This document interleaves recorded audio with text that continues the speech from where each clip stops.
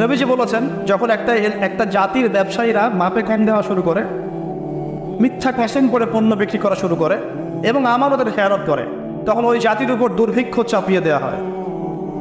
কি চাপিয়ে দেওয়া হয়? দুর্ভিক্ষ চাপিয়ে দেওয়া। মনে করছেন যে হয়তো দুর্ভিক্ষ নাই, পুরো ওয়ার্ল্ড ওয়াইড একটা নীরব দুর্ভিক্ষ চলছে এখন আস্তে আস্তে। সকালে একটু আগে বলেছিলাম না, গরিব মানুষ আলু ভর্তা, ডাল আর ডিম ভাজা দিয়ে ভাত খেতে লাগে। এখন তারা বলে আমরা ডিমই দেখতে পারি না চোখে। ডিমও খাওয়ার এখন সামর্থ্য হচ্ছে অনেকেরই। আপনি শোনেন, আমি একটা জব করতাম, মনে করেন স্যালারি পেতাম 5,000 টাকা, এখন পাচ্ছি 10,000 টাকা। কিন্তু 10,000 টাকা স্যালারি পাওয়ার পরেও আগে 5,000 টাকা দিয়ে আমি সংসার চালাতে পারতাম, এখন 10,000 টাকা দিয়ে পাচ্ছি না। কারণ কি? কারণ হচ্ছে মুদ্রাস্ফীতি, দ্রব্যমূল্যের ঊর্ধ্বগতি, এর পাশাপাশি আছে আমানতের খেয়ানত করা, করাপশন এবং কিছু অসৎ ব্যবসায়ীর এই দুরভিসন্ধি। এসবের কারণে সাফার করছি কারা? আপনি তো সাফার করবেন না, কারণ আপনার তো ফ্ল্যাট আছে বড়। আপনি তো সাফার করবেন না, বিকজ আপনার আমার তো 3 বেলা খাওয়ার টাকা পয়সা আছে। এই যে আমি এসেছি, আমাকে ভালো অঙ্কের হাজিয়ে দিচ্ছে, আমি তো সাফার করবো না। সাফার কে করবে? সাফার করবে রিক্সাওয়ালা ভাই, ভ্যানওয়ালা ভাই, এই যে রাস্তাঘাটে যারা আশপাশে বাসা করে আছে, যারা দারিদ্র সীমার নিচে আছে, এদের সঙ্গে কত আপনার মনে হয়? মিনিমাম 3 থেকে 4 কোটি মানুষ আমাদের দেশে। মনে হচ্ছে ব্যাংকুর সঙ্গে কম? রাদিয়াল্লাহু আনহু বলতেন, আমি ভয় করি যদি আমার অধীনে একটা মেষপালক, মানে যে মেষ চড়ায়, এই মেষপালক এবং তার মেষ যদি না খেয়ে মারা যায়, আমি ভয় করি আল্লাহ কালকে আমাদের মাঠে আমাকে দাঁড় করিয়ে বলবেন, হে ওমর, তোমার তত্ত্বাবধানে এই ব্যক্তি না খেয়ে মরল কেন? এগুলো হিস্ট্রি হয়ে গেছে জাদুঘরে। এগুলো কোথায়? যা মিউজিয়ামে, হিস্ট্রি মিউজিয়াম। কিন্তু এটাই ইসলাম। এখন সলিউশন কি? একটু এই জায়গায় কথা বলে সামনে যাই, একটু মনোযোগ দেন। সলিউশনটা কি? প্রথম কথা হচ্ছে আমাদের সবাইকে আমানতদার হতে হবে ভাই, প্লিজ। যে যার জায়গা থেকে আমানতের পরিচয় দিয়ে আল্লাহ পাক তৌফিক দান করে। 2 নম্বর, অল্পে তুষ্ট থাকার চেষ্টা করতে হবে, অল্পে তুষ্ট থাকার চেষ্টা করে আল্লাহ তৌফিক দান করে। 3 নম্বর, কোনো প্রকার সম্পদ অপচয় করা যাবে না।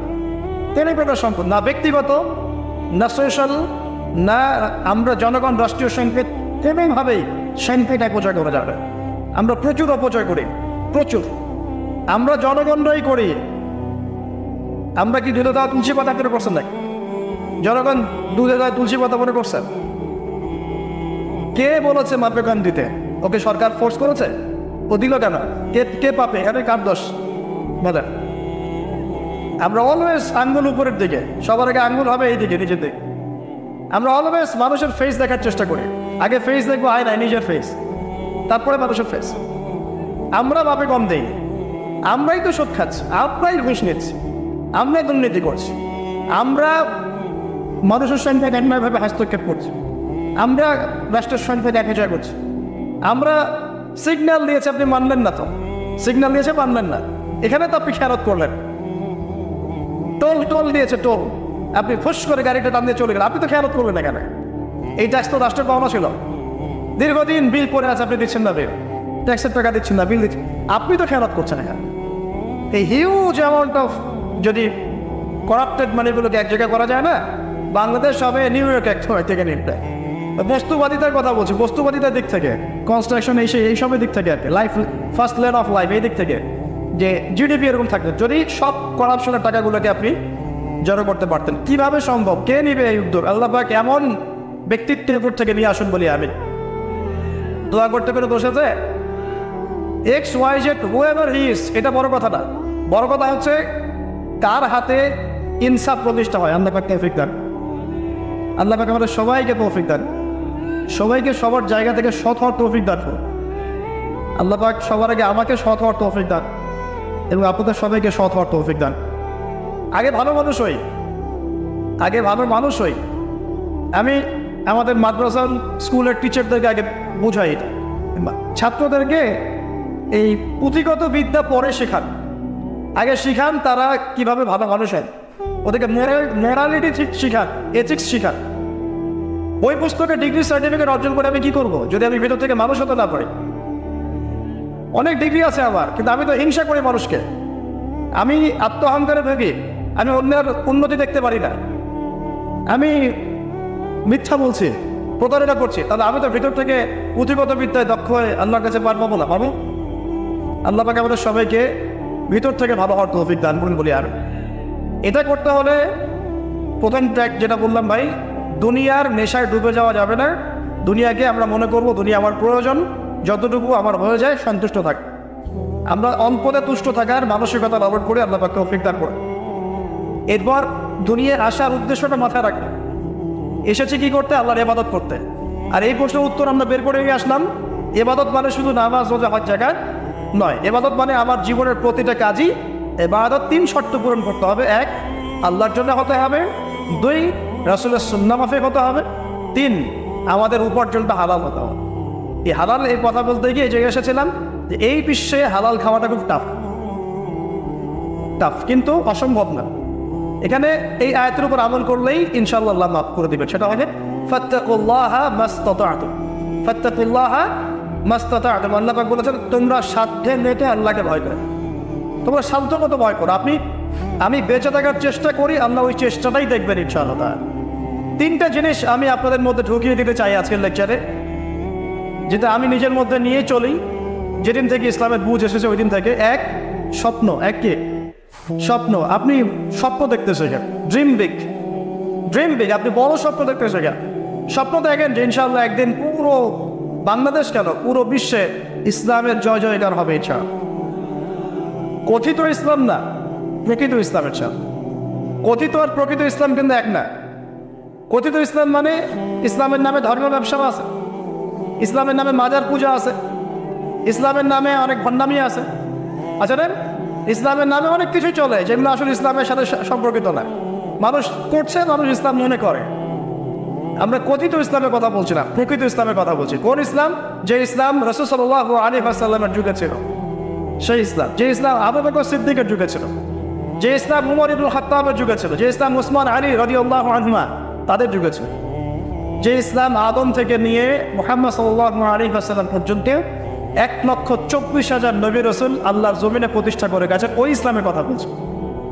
বড় স্বপ্ন দেখেন ইনশাআল্লাহ। এই স্বপ্নে আমিও একটা ভূমিকা রাখবো ইনশাআল্লাহ। এই স্বপ্নটা নিজের মধ্যে সেট করে, তাহলে আপনার মধ্য দিয়েও ইসলাম একটা খেদমত পাবে ইনশাআল্লাহ। সবাই লেকচারার হবে না, কেউ হয়তো বই লিখবে, কেউ হয়তো ইসলামের জন্য গাইবে, ইসলামের জন্য কবিতা লিখবে, ইসলামের জন্য ইকোনমিক কোনো প্রজেক্ট লঞ্চ করবে, ইসলামের জন্য পলিটিক্যাল সেকশনে দুর্নীতি কমাই দেবে, ইসলামের জন্য হয়তো কেউ কনস্ট্রাকশন আর রেভলিউশনের কাজ করবে, ইসলামের জন্য ন্যাশনকে এগিয়ে নিবে। এমনকি ইসলামের জন্য কেউ যদি একটা খুতবাও দেয়, এটাও তো ইসলামের খেদমত হলো নাকি? একটা মসজিদ করে, একটা মাদ্রাসা করে, ইভেন একটা মাহফিল অ্যারেঞ্জ করে, এটাও কি ইসলামের খেদমত না? যে আমি দিনের জন্য কিছু করবো ইনশাআল্লাহ। স্বপ্ন দেখা যাবে তো ইনশাআল্লাহ। আগে স্বপ্ন দেখেন। 2 নাম্বার, স্বপ্নের সাথে সাথে লক্ষ্য স্থির করতে হবে। লক্ষ্য স্থির করতে হবে। লক্ষ্যটা কি? এই লক্ষ্য নিয়ে কথা বলতেই শুরু করেছে। লক্ষ্যটা হবে পরকাল। লক্ষ্যটা কি? লক্ষ্য একটাই, জান্নাত। লক্ষ্য কি? জান্নাত। এই লক্ষ্যে কাজ করতে গিয়ে যদি আল্লাহর পথে আপনাকে গালি খেতে হয়, সমালোচনা শুনতে হয়, আপনার শারীরিক মানসিক অর্থনৈতিক নির্যাতন সহ্য করতে হয়, দেখবেন আপনি মন থেকে সুকুন শান্তি ফিল করছেন। এই পথে যদি হজত খেয়ে পড়েও যান, শান্তি লাগে, ভালো লাগে যে আমি আল্লাহর জন্য করেছি, আল্লাহ আমাকে এটার আজর দিবে। চাও মানুষ আমাকে অনেক ভালোবেসেছে, এর মানে এই নয় যে আমি জান্নাত পেয়ে গেছি। আবার মানুষ আমাকে ছিছি করছে, এর মানে এই নয় যে আমি জাহান্নামে চলে গেছি।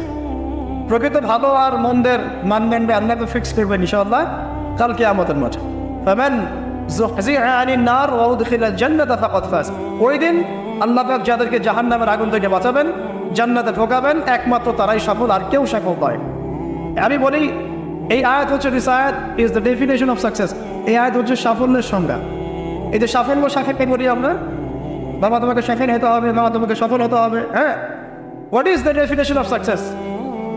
আপনারা কি মনে করেন সাফল্যের সংজ্ঞা কি? দিস আয়াত, এই আয়াত সূরা আলে ইমরান ভার্স নাম্বার 185, 185 নম্বর আয়াত সূরা আলে ইমরান। এই আয়াতটা হচ্ছে দ্য ডেফিনেশন অফ সাকসেস, সাফল্যের সংজ্ঞা। ফামান যুহজিহা আনিন নার ওয়া উদখিলাল জান্নাতা ফাকাদ ফাজ। যাকে জাহান্নামের আগুন থেকে কাল কিয়ামতের মাঠে বাঁচানো হবে এবং জান্নাতে ঢুকিয়ে দেওয়া হবে, বাস সে ব্যক্তি সফল, আর কেউ সফল না। এই বিশ্বে বহু বড় বড় মানুষ চলে গেছে, ফেরাউন এবং নমরুদ, আবু জেহেল, আবু লাহাব, উতবা, সাইবা, মঙ্গলরা চলে গেছে, আলেকজান্ডার দ্য গ্রেটের আমল ছিল। কত বড় বড় হিস্ট্রি, যখন রোমকরা ছিল, গ্রিকরা ছিল, পার্সিয়ানরা ছিল, ছিল না? সভ্যতা পড়েছেন তো এগুলো, হিস্ট্রিগুলো। চাইনিজদের সভ্যতা ছিল, রাশিয়ান কন্টিনেন্ট ছিল, কত বড় বড় সভ্যতা পৃথিবী থেকে চলে গেছে। এগুলো তো আমরা জানি। আর যেগুলো কোরআন বলেছে, নূহের জাতি, আদ, সামুদ, মাদিয়ান, লূত, কত জাতি পৃথিবী থেকে চলে গেছে। আমরা তো শেষের দিকে আছি। মানে আমাদের আর কি আমাদের মাঝখানে ডিস্টেন্স হচ্ছে আসর থেকে মাগরিব পর্যন্ত সময়। এই মত এবং কি আমাদের মাঝখানে ডিস্টেন্স হচ্ছে আসরের নামাজ থেকে মাগরিব পর্যন্ত সময়। নবীজি বলছেন এরকম, এই আঙ্গুল থেকে এই আঙ্গুল যেমন দূরত্ব, আমার আর কি আমাদের মাঝখানে এতটুকু দূরত্ব। তো হিস্ট্রি তো শেষ, আমরা শেষের দিকে আছি। শেষের দিকে আসবে দাজ্জাল, ইয়াজুজ মাজুজ, ঈসা ইবনে মারইয়াম, ইমামুল মাহদি। আস্তে আস্তে ইসলামী খেলাফা ইনস্টল হবে, মানুষ আবার খারাপ হবে, ওদের সামনে কিয়ামত হবে। That's all. পশ্চিম দিক থেকে সূর্য উঠবে, এগুলো বাকি আছে। আর ভূমিকম্প কিছু, ভূমিকম্পের বছর, বড় বড় কিছু প্রাকৃতিক বিপর্যয় বাকি আছে। এখন হিস্ট্রি ঘেটে দেখেন, এরা তো চলে গেছে হিস্ট্রি থেকে। এই ব্যক্তিত্বরা কেউই সফল হবে না যদি কাল কিয়ামতের মাঠে জাহান্নাম থেকে বাঁচতে না পারে। বলেন এই বিশ্বের সবচেয়ে বড় নেতার নাম কি? আপনার কি মত বলেন? দেখ, বাইডেন। এক্স্যাক্টলি। আমার মতে পুতিন। আমার মতে কি? এই ব্যক্তি সফল হতে পারবে না যদি কাল কিয়ামতের মাঠে জাহান্নাম থেকে বাঁচতে না পারে। তার কাছে এখন সবকিছু আছে, অনেক কিছু আছে। এই ব্যক্তি সফল হতে পারবে না যদি কাল কিয়ামতের মাঠে জাহান্নাম থেকে বাঁচতে না পারে। যদি সে কাল কিয়ামতের মাঠে জাহান্নাম থেকে বাঁচতে পারে, জান্নাতে যেতে পারে, সে সফলের চাপ। আমি একটা এক্সাম্পল দিচ্ছি। রাসূল সাল্লাল্লাহু আলাইহি ওয়াসাল্লাম বলেছেন, সবচেয়ে সুখী মানুষটাকে, পৃথিবীর সবচেয়ে সুখী মানুষটাকে কাল কিয়ামতের মাঠে আল্লাহ পাক এক মুহূর্ত সময়ের জন্য জাহান্নামে ঢুকায়। কতটুকু সময়? এক মুহূর্ত। আল্লাহ পাক জানেন কতটুকু। এরপর তাকে বের করে বলবেন, দুনিয়াতে সুখে ছিলা? সে বলবে, আল্লাহ সুখ কি জিনিস আমি জানি না, সুখ কাকে বলে আমি জানি না, সুখ কি আমি সেটা জানি না। আল্লাহ সুখ কাকে বলে আমি সেটা জানি না। আর এই পৃথিবীর সবচাইতে নির্যাতিত, নিপীড়িত এবং দুঃখ ক্লেশে ভরা মানুষটাকে আল্লাহ পাক এই এক মুহূর্তের জন্য জান্নাতে ঢুকে দিয়ে বের করে নিয়ে আসবে। বলবেন যে দুনিয়াতে দুঃখে ছিল, কষ্টে ছিল? এই ব্যক্তি বলবে, আল্লাহ কষ্ট কি জিনিস আমি জানি না, কষ্ট কাকে বলে আমি কষ্টের সন্ধাই জানি না। এই ব্যক্তি তাকদিরে কি হবে পরে? এই ব্যক্তি জান্নাতের ওই যে আরাফ নামক জায়গায় দাঁড়িয়ে থাকবে, চেহারাটা ঘুরিয়ে দেওয়া হবে জাহান্নামীদের দিকে। সে বলবে যে আল্লাহ চেহারাটা খালি আমাকে জান্নাতের দিকে ঘুরায় দাও, আমি জান্নাতে যেতে চাচ্ছি না, খালি চেহারাটা ঘুরায় দাও, বাস এনাফ। আল্লাহ বলবেন আর কিছু চাবো না? তো না, আর কিছু চাবো না। ঠিক আছে, চেহারা ঘুরাই দেবে। এবার চেহারা জান্নাতের দিকে ঘুরে আসে, জান্নাতের ঘ্রাণ, জান্নাতের নেয়ামতের স্নিগ্ধতা সব পাচ্ছে সে। এবার বলছে আল্লাহ শুধু দরজার কাছে নিয়ে যেয়ে রেখে দাও, ঢুকতে চাবো না। আল্লাহ বলবেন যে এইবার কথা দিয়ে কথা রাখবা, ঠিক আছে, জান্নাতের দরজার সামনে গিয়ে রেখে দাও। ও বেচারা দরজা ধরে দাঁড়ায় আছে, চিন্তা করবে, ও ভাববে, ওই সময় সে ভাববে, হাদিসে এত স্পেসিফিকলি আসছে, সে ভাববে যে আর কিভাবে আল্লাহকে বলবো, আল্লাহ তো এতদূর পর্যন্ত নিয়ে আসলেন। এরপর বলবে যে জাস্ট একটু উকি দিব, আল্লাহ খালি একটু উকি দিতে, ঢোকানোর দরকার নেই, খালি উকি দিব। আল্লাহ পাক বলবেন, দেখো আদম সন্তান, তোমরা কিন্তু কথা খুব টাইম রাখ, আদম সন্তান তোমরা কথা দিয়ে কথা রাখতে পারো না।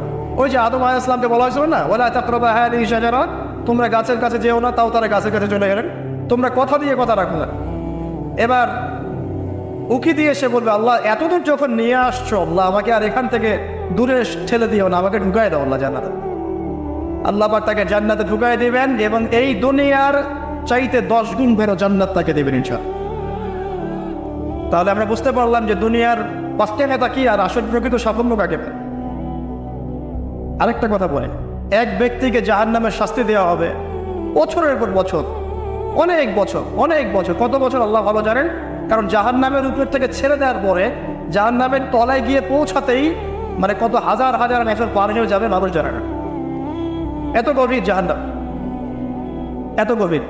আমরা তো এখন নাসাকে ইলাহ বানিয়ে নিয়েছি, নাসা যা বলে তাই বিশ্বাস করে।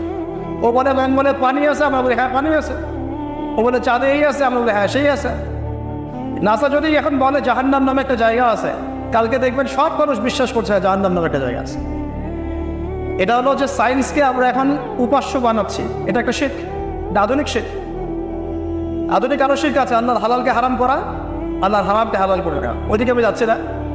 এখন পড়তে পড়তে পড়তে একটা জায়গায় তাকে দাঁড় করিয়ে দেওয়া হবে, আযাব দেওয়া হবে, আযাব দেওয়া হবে, আযাব দেওয়া হবে। এক পর্যায়ে সে চিৎকার করতে থাকবে, ইয়া মান্নান ইয়া হান্নান, ইয়া মান্নান ইয়া হান্নান। এভাবে চিৎকার করতে করতে, এগুলো আল্লাহ পাকের নাম। এগুলো কি আল্লাহ পাকের নাম। আল্লাহ পাক বলবেন, দেখো জাহান্নামের অতল গভীরে কোন আমার বান্দা আমাকে ডাকছে, কি হাজত তার, নিয়ে আসো। ওকে জিজ্ঞাসা করা হবে কি প্রয়োজন। সে শাস্তির অভিযোগ করবে, শাস্তির অভিযোগ করে তাকে বলবে যে আমার এই শাস্তি আমি সহ্য করতে পারছি না, আল্লাহ আমাকে এইটা দাও, সেইটা দাও আমাকে, আমি যেখানে থাকি সে থাকার জায়গাটা ভালো না, আমি যেখানে বসি বসার জায়গা ভালো না, এরকম অনেক কথা বলতে থাকবে। আল্লাহ পাক তখন তার গুনাহগুলোকে স্মরণ দেওয়া হবেন, মানে তার এই অবস্থা কেন হলো এটা স্মরণ করা হবে। এবার সে ব্যক্তি পিছনে ফিরে তাকে আবার পাঠিয়ে দেওয়া হবে, যাও পিছনে ফিরে যাও। তো যেতে যেতে সে তাকাবে পিছনে ফিরে, বারবার তাকাবে আর বলবে, আল্লাহ তোমার রহমতে আমাকে একবার সেখান থেকে তুমি বের করে নিয়ে আসো, আল্লাহ দ্বিতীয়বার আমাকে সেখানে পাঠাও, আমি তোমার রহমতের আশা রাখি যে তুমি আমাকে মাফ করে দিবা। আল্লাহ পাক বলবেন, আমার রহমতের ওসিলায় সে আমার কাছে চেয়েছে, যাও আমি তাকে মাফ করে দিলাম। এই জাহান্নাম থেকে বের করে আল্লাহ পাক অনেক মানুষকে কি করবেন, জান্নাতে দিবেন। এই চাম একজন ব্যক্তির কথা আসছে, 99টা খুন করেছে, তওবা করার সুযোগ আছে কিনা খুঁজতে গিয়েছে। এক আবেদ যে ইবাদত করে, আলেম না আবেদ, সে বলেছে কোনো মাফ নাই, ওকে একটা করে 100 পূর্ণ করুক। পরে অন্য এক আলেমের কাছে গিয়ে তওবা করেছে, আল্লাহ পাক তার জান কবজের সময় ফেরেশতাদের দূরত্বকে পরিমাপ করে এই ওসিলায় আল্লাহ রাব্বুল আলামিন তাকে মাফ করে দিলেন। আরেক ব্যক্তিকে মাফ করেছেন আল্লাহ রাব্বুল আলামিন, যে তার সন্তানদেরকে বলেছিল আমি মারা গেলে আমার লাশটাকে পুড়িয়ে ফেলবা, অর্ধেক ছাই বাতাসে ভাসিয়ে দিবা, অর্ধেক ছাই সাগরে ভাসিয়ে দিবা, বাতাসে উড়িয়ে দিবা, সাগরে ভাসিয়ে দিবা। আল্লাহ পাক ছাই জড়ো করেছেন, করে বলেছেন কেন করেছো এই কাজ? সে বলবে মিন খাশিয়াতিকা ইয়া রাব্বি, হে আল্লাহ তোমার ভয়ে কাজ করেছিলাম, আর তুমি ভালো করে জানো হে আল্লাহ আমি তোমার ভয় করেছি না অন্য কোনো কারণে করেছি। আল্লাহ পাক তাকে বলবেন যাও আমি তোমাকে মাফ করে দিই। এক নারীর কথা আসছে, ব্যভিচারী মহিলা, জিনা করে পতিতা মহিলা, একটা কুকুরকে পানি পান করিয়েছে, আল্লাহ তাকে মাফ করে দিয়েছে। আর একজন নেকের কথা আসছে, যে তার বন্ধুকে এতটুকু বলেছিল, একজন ব্যক্তি তার বন্ধুকে এতটুকু বলেছিল যে আল্লাহ তোকে কোনোদিন মাফ করবে না, আল্লাহ তোকে কোনোদিন মাফ করবে না। এরকম কথা কিন্তু আমরা অনেকে বলে ফেলি। আল্লাহ পাক মওতের পরে এই দুই ব্যক্তিকেই ডাকবেন, কিয়ামতের মাঠে ডাকবেন, এটা বারজাগে হয়েছে। বলবেন আমার রহমত নিয়ে কথা বলার ইখতিয়ার তোমাকে কে দিয়েছে? আমি কাকে মাফ করিবে তাকে করবে না, এই কথা বলার ইখতিয়ার তোমাকে কে দিয়েছে? আজকে আমি তাকে মাফ করে দিলাম, তোমাকে জাহান্নামে দিয়ে দিলাম চাপ। অতএব আল্লাহ রাব্বুল আলামিনের এই বিশাল রহমত আমরা পাবো, আশাবাদী ইনশাআল্লাহ। এই কারণে আমাদের প্রথম যে বিষয়টা ফোকাস করতে হবে, আল্লাহ রহমত পেতে হলে আমাদের অবশ্যই বস্তুবাদিতা ত্যাগ করতে হবে। আল্লাহ পাক দুনিয়া পছন্দ করে না, দুনিয়ার মোহে যারা ডুবে থাকে আল্লাহ এদেরকে পছন্দ করেন। দুনিয়া প্রয়োজন, যতটুকু আমার দরকার আমি করব, যতটুকু প্রয়োজন নাই এই বিষয়টা আমি পেতেই হবে, চাই চাই আরও চাই, হ্যাঁ দুহাতে যাবো হাত পেতে নাও, ঋণ করে ঘি খাও, এইসব দর্শনের হাত ধারবো না আমরা ইনশাআল্লাহ। আমাদের দুনিয়া চলে গেলে যাক, বাকির খাতা পূর্ণ হোক ইনশাআল্লাহ তাআলা। আর এই দুনিয়াতে এসেছি আল্লাহর ইবাদত করার জন্য, শিখলাম জানলাম বুঝলাম ইবাদত মানে শুধুমাত্র নামাজ রোজা হজ যাকাত নয়, এগুলো অবশ্যই ইবাদত, কিন্তু এগুলোই ইবাদত নয়, বরং আমাদের জীবনের প্রতিটা কাজই ইবাদত। আমাদের স্ত্রীর মুখে ভাত তুলে দেওয়া পর্যন্ত, একটা মুসলিম ভাইয়ের সাথে হাসি মুখে কথা বলা পর্যন্ত, মুসাফা করা পর্যন্ত, এভরি সিঙ্গেল ওয়ার্ড যা আমরা এই দুনিয়াতে করি, এগুলো ইনশাআল্লাহ তাআলা ইবাদত বলে কাউন্ট হবে যদি আমরা এগুলোকে 3টা পদ্ধতিতে করি। এক, আল্লাহর সন্তুষ্টির জন্য করি, 2 রাসূলের পদ্ধতিতে করি, এবং হালাল খেয়ে করি। ইনশাআল্লাহ তাআলা আল্লাহ পাক আমাদের সবাইকে এইভাবে ইবাদত করার তৌফিক দান। আর শেষ করার আগে আমি আর কয়েকটা পয়েন্ট টাচ করে শেষ করে দিচ্ছি, রাত অনেক গভীর হচ্ছে। আসন্ন রমজান মাস আমাদের সামনে আছে, আমাদের সামনে বলতে এই তো 2 সপ্তাহ হয়তো বাকি নাই। আমি কয়েকটা পয়েন্ট খেলে আপনাদের সাথে শেয়ার করবো, যে এই পয়েন্টগুলো যদি একটু ফোকাস করি, রমজান মাসটা গুনাহ মাফের উৎসব হবে ইচ্ছা। আমরা কলেজ লাইফে পড়তাম একটা ওয়ার্ড, উৎসবের উৎসাহ। উৎসবের উৎসাহ, এই যে ছায়ানট উদিচি এইসব জায়গায় যারা থাকে না, এরাও এই শব্দগুলো জানে। মানে উৎসবের উৎসাহ, ওরা বলে যে জাগতে হবে রাত আলো জেলে রেখে উৎসবের উৎসাহে, আর রাত জাগতে হবে আলো জেলে রেখে উৎসবের উৎসাহে। আমাদের এই দুনিয়ার জীবনের হায়াত কিন্তু খুব লম্বা না, খুব লম্বা কি 60 থেকে 70, এর মধ্যে আল্লাহ পাক কিছু উৎসবের উৎসাহ দিয়েছেন।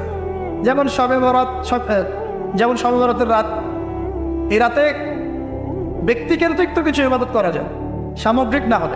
এই রাতে আল্লাহ পাক সবাইকে মাফ করেন, দুই শ্রেণীর মানুষ বাদ দিয়ে, মুশরিক মুশাহিদ, শিরক করে যারা, হিংসা বিদ্বেষ পোষণ করে যারা, এদের বাদ দিয়ে।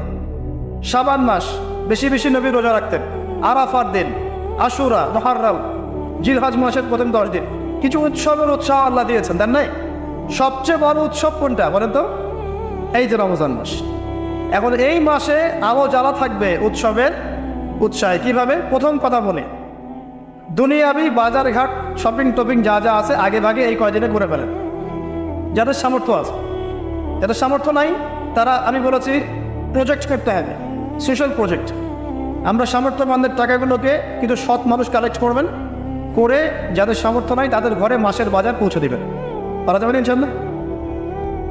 আমরা যারা এসব জায়গায় থাকি আমরা মনে করি সোসাইটি সবাই এমন, সোসাইটির সবাই এমন নয়। অনেক মানুষ হয়তো খেয়ে পরে থাকতে পারে না, সবাই আমাদের মতো খায় না। আমরা 10টা আইটেম নিয়ে বসে খেতে, অনেকে আলু কাটতে জোটে না, আচ্ছা না? আমরা আমাদের যাকাত, আমাদের এশর, আমাদের ফিতরা, আমাদের সাদাকাতুল ফিতরা, আমাদের সাদাকা এবং ইফতারের প্রজেক্টগুলোকে সুন্দর করে প্যাকিং করে 1 মাসের বাজার করে দেওয়ার ক্ষমতা আমাদের নাই। একজন করে পরিবারের দায়িত্ব নেওয়ার ক্ষমতা আমাদের নাই। আপনি একটা নেন, আপনি একটা নেন, আপনি একটা নেন, আপনি 2টা নেন, আপনি 5টা নেন।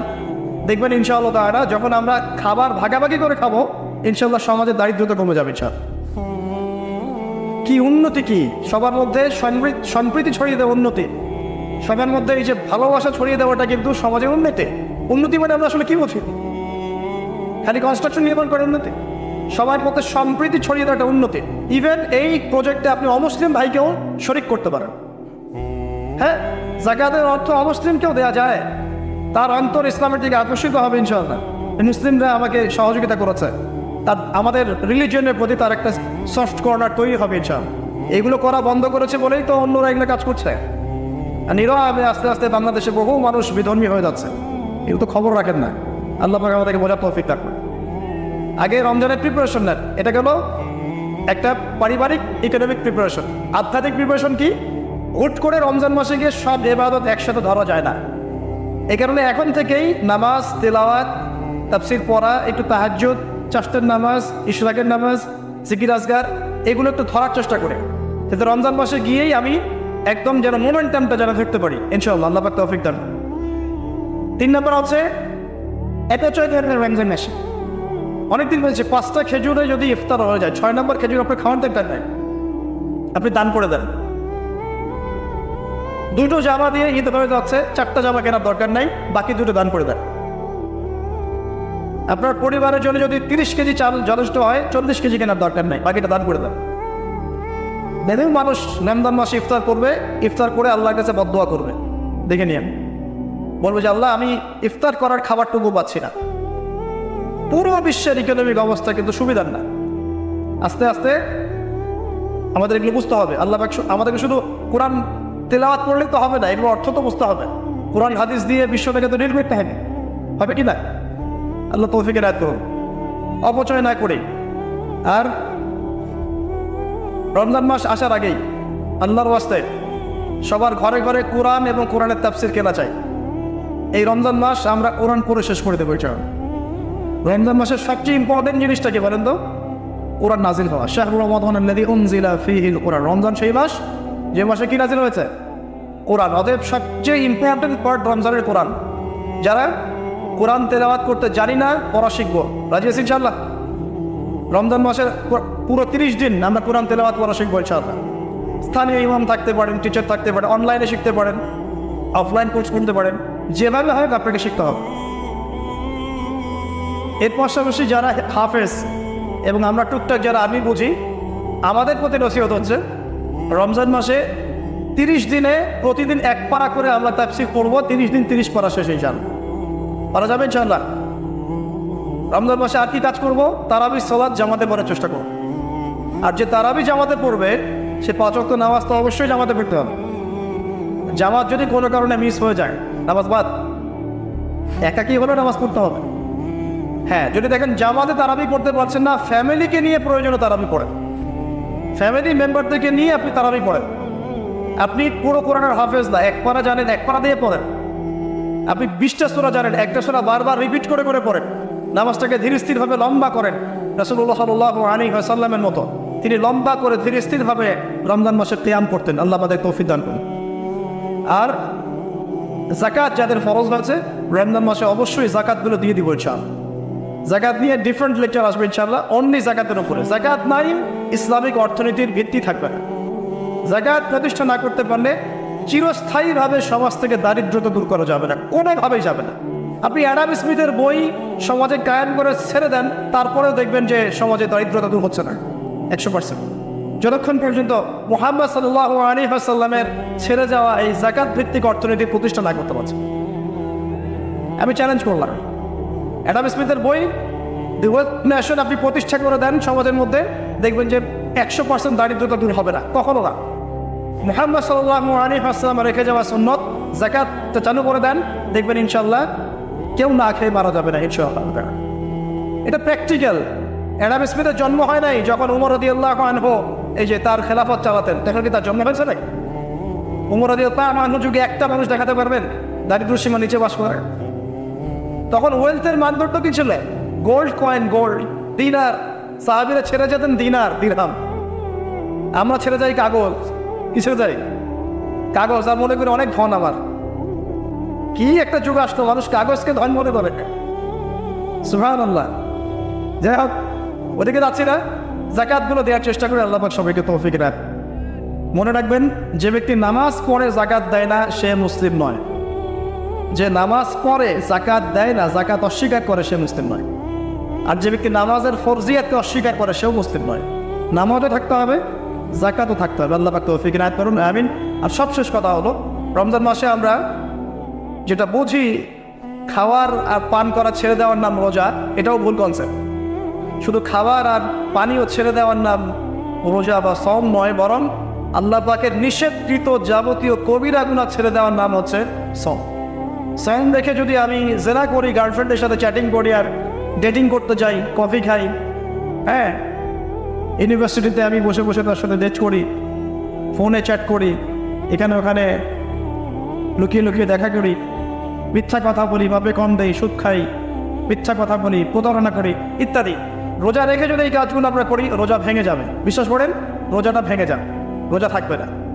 নবীজি বলছেন, এই রোজা রাখুক বা না রাখুক আল্লাহর কিছুই যায় আসে না, আল্লাহ পাক দেখবেনই না এর দিকে। সওম মানে আল্লাহ পাকের সমস্ত নিষেধগুলোকে বর্জন করা। একটা মেয়ে রোজা রেখেছে, বেপরদা বাইরে চলে গেল, সওম হয়নি, সওম ভেঙে গেছে। রোজা রেখেছি, আমি বসে বসে গীবত করলাম, সওম ভেঙে গেল। রোজা রেখেছে, মিথ্যা কথা বললাম, মাপে কম দিলাম, রোজা ভেঙে গেল। আল্লাহ পাক আমাদের সবাইকে সওম রাখার মতো রাখার তৌফিক দান করে দিলেন, আমিন। আর সর্বশেষ কথা, এখানে আসতে পেরে আমি নিজেকে খুবই ধন্য মনে করছি, আলহামদুলিল্লাহ। একটা শিক্ষিত মহল পেয়েছি, তাই অনেকগুলো কথা মন থেকে বলে ফেললাম। এর মধ্যে যদি কোনো ভুল ত্রুটি হয় সেটা আমার পক্ষ থেকে, আর সঠিক বিষয়গুলো আল্লাহ পাকের পক্ষ থেকে। ঢাকাবাসীর জন্য এতটুকু বলবো, বস্তুবাদী হয় না। শহরটা যেন আপনাকে বস্তুবাদী না বানাতে পারে। দাজ্জালকে মেরেও ফেলা হবে ওইখানেই, ওই জায়গাগুলোতেই ঈসা আলাইহিস সালাম আসবেন, ওখানে ইমাম মাহদী, সবই ওখানে। শেষ জামানার বড় বড় ক্যারেক্টার সব ওখানে, সবই ওখানে।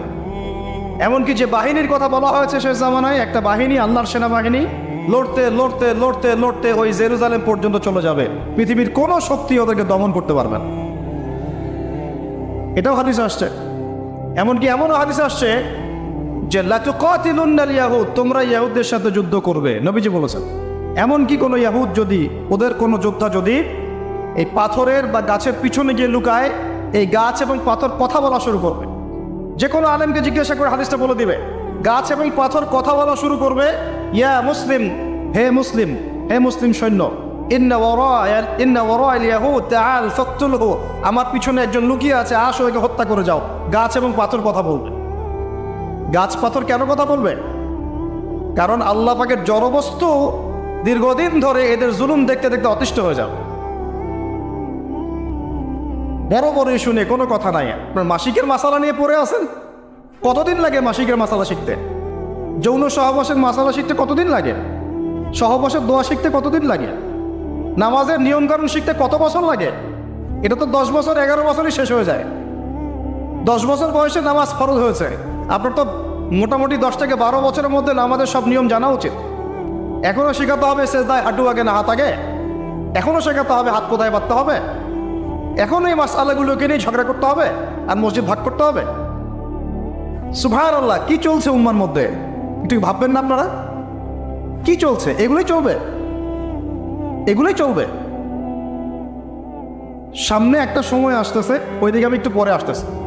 ওই যে বললাম ঘুম হারাম হবে, ওই ঘুম হারাম একটু পরে করতেছে। আগে এই দিকে আমি শেষ করি। ওয়ার্ল্ডের যে বড় বড় ইস্যু, তার মধ্যে এটা একটা ইস্যু ছিল, এখন চলছে। এখন ওরা কি বলেছে জানেন? ওদের গভর্নমেন্ট কি বলেছে? তার আগে বলি, ওই জায়গাটাকে মুসলিমদের না অমুসলিমদের? ওই জায়গাটা কাদের? উমর রাদিয়াল্লাহু আনহু ওই জায়গা বিজয় করেন নাই? সালাউদ্দিন আইয়ুবী রাহিমাহুল্লাহ বিজয় করেন নাই? ওই জায়গায় মুসলিমরা প্রায় 1200-1300 বছর থেকে ছিল না? ওইখানে আমাদের বাড়িঘর থেকে মুসলিমদেরকে দূর দূর করে তাড়িয়ে দেওয়া হচ্ছে কেন? আর কারা তাড়িয়ে দিচ্ছে? কাদের ক্ষমতায়? এই বিষয়গুলো নিয়ে ভাবতে হবে না? পড়াশোনা করতে হবে না? প্রথম বিশ্বযুদ্ধের আগ পর্যন্ত ওই জায়গাটা আমাদেরই ছিল। প্রথম বিশ্বযুদ্ধ হয়েছে 1914 থেকে 18 সালের মধ্যে। 1914 থেকে 18, এই যে এখন চলছে কত, 2023, এই যে 100 বছর হয়ে গেল। এই প্রথম বিশ্বযুদ্ধের পর সময় ব্রিটেন, নাম শুনে না? ব্রিটিশরা এই যে আমাদের সাবকন্টিনেন্টে 200 বছর শাসন করেছিল। ইতিহাস পড়েন নাই? ইতিহাস পড়বেন কি? এখন তো এই নীল বিদ্রোহের ইতিহাস নাই, হাজী শরীয়তুল্লাহর নামই নাই, তিতুমিরের নামও নাই, ফরাইজি আন্দোলনের নামই নাই। ইতিহাস পড়বে কি আমাদের বাচ্চারা? পড়তেছে বিবর্তনবাদ। কি পড়তেছে? আর ইতিহাস বইয়ে বিবর্তনবাদ কেন, সেটাও তো একটা প্রশ্ন। ইতিহাস কি এটা? বিবর্তনবাদ কোন ইতিহাস? তাদের মধ্যে একজন বলেছিল, একজন ভদ্রলোক, জ্ঞানী মানুষ, কিন্তু তারা অন্যদিকে জ্ঞানী, আর ইসলামিক জ্ঞান নাই, তো এই কারণে বলছে ইসলামিক জ্ঞানের অভাব আছে। তো বলছে আসলে এটা বিবর্তনবাদ নয়, এটা হচ্ছে আমাদের আদি মানুষরা কেমন ছিল তাদের চেহারার একটা স্বরূপ দেওয়া হয়েছে, সেটিং দিল। জিজ্ঞাসা করলাম যে আপনাকে এই নিশ্চয়তা কে দিয়েছে, আপনাকে এই জ্ঞানটা কে দিয়েছে যে আমাদের পিতা আদম আলাইহিস সালাম ওই রকম বাঁকা হয়ে হাঁটতেন? কে দিয়েছে? আপনি দেখেছেন? আপনি কি দেখেছেন যে আমাদের আদি পিতারা ওই রকম দেখতে ছিল? তাহলে এটা এখানে প্রতিষ্ঠা করলেন কেন? কি প্রমাণ আছে? আমরা কি সাহাবীদেরকে দেখেছি? কেউ কি বলতে পারবে আবু বকর রাদিয়াল্লাহু আনহু যে এইরকম ছিল? আপনি তার কোনো ছবি দেখেছেন? কোনো স্ট্যাচু আছে? আমরা কি স্ট্যাচু ওয়ার্শিপ করি? আমরা ছবি মূর্তি সংস্কৃতি লালন করি? এখন তোমরা করো, কিন্তু এটা কিন্তু ইসলামিক সংস্কৃতি নয়। এই ছবি মূর্তি নিয়ে যে পাগল হয়ে গেছো না, এটা একটা হাদিসের কিন্তু একটা সম্পর্ক আছে। নবী যে হাদিসে বলেছেন, ততক্ষণ পর্যন্ত কিয়ামত হবে না যতক্ষণ পর্যন্ত আমার উম্মতের একটা অংশ আবার শিরক এবং মূর্তি পূজা করবে না। ততদিন পর্যন্ত কিয়ামত হবে না যতদিন পর্যন্ত আমার উম্মতের একটা অংশ শিরক এবং মূর্তি পূজা করবে না। আমার উম্মতই করবে। এটা একটা ছবির পূজা হচ্ছে, অপ্রয়োজনীয় এত ছবির আসলে কোনো প্রয়োজন নাই। এটা অ্যাভয়েডও করতে পারছি না আমরা, আর আপনাদের কারণে নিতে পারছি না। না বললে মাইন্ড করেন ভাই, সেলফি না বললে মাইন্ড করেন ভাই, না প্লিজ। তখন আবার মাইন্ড করেন, মনে করেন যে অহংকার দেখাচ্ছে। তো অহংকার দেখাবো কেন? এটা তো নিষেধ হাদিসে। অপ্রয়োজনীয় কেন তুলবেন? কোনো প্রয়োজন নাই, এটা কোনো নেকিও নাই। মুসাফা করলে গোনা ঝরে যায়। মুসাফা করলে কি হয়? গোনা, দুজন মুমিন মুসাফা করছে, বিচ্ছেদ হওয়ার আগেই সব সগীরা গোনা ঝরে পড়ে গেছে। হ্যাঁ, সেলফি উঠালে কি নাকি হবে? কি গোনা ঝরবে? এই সংস্কৃতি পরিবর্তন হয়ে যাচ্ছে তো। এগুলো বললে অনেকে বুঝতে চায় না, মনে করে যে ভাই মনে হয় অহংকার দেখাচ্ছে। কিন্তু অহংকারে কিচ্ছু না। ছবি মূর্তির সংস্কৃতি আমাদের নয়। আমাদের সংস্কৃতি দোয়া এবং মুসাফার সংস্কৃতি। সালাম, দোয়া, মুসাফা, এর মধ্যে করলাম আসসালামু আলাইকুম, আপনার উপর শান্তি বর্ষিত হোক। ভাই ওয়ালাইকুম আসসালাম, আপনাদের উপরও শান্তি বর্ষিত হোক। মুসাফা করলেন, গোনা ঝরে গেল, বারাকাল্লাহু ফিক, আল্লাহ আপনাকে বরকত দান করুন, শেষ। তো যেখান থেকে আসলাম যে এটাও কিন্তু আমরা কি দেখেছি আমাদের পূর্বপুরুষদের এরকম ছবি ছিল? তাহলে এটা কনসেপ্ট কোত্থেকে আসলো যে আগে এমন, তারপর একটু এমন, তারপর একটু এমন, তারপরে এমন? কোত্থেকে আসলো এটা? তো এই জিনিসগুলো কেন ইনপুট করা হচ্ছে? আচ্ছা যাই হোক, ওইদিকে আমি পরে আসছি। এই জায়গাটা 1914 থেকে 18-এর মধ্যে ওদের হাতে চলে গেছে। কার হাত ধরে গিয়েছে? এই ব্রিটিশদের হাত ধরে। আচ্ছা, ব্রিটিশটা কি এই উপমহাদেশে ভালো কাজ করেছে না খারাপ কাজ করেছে? কোনো কোনো ক্ষেত্রে তারা মুসলিমদের চেয়েও ভালো কাজ করেছে। বলবো কোথায় কোথায়? ব্রিটিশ এমন একটা ব্রিজ দেখবেন, ব্রিজ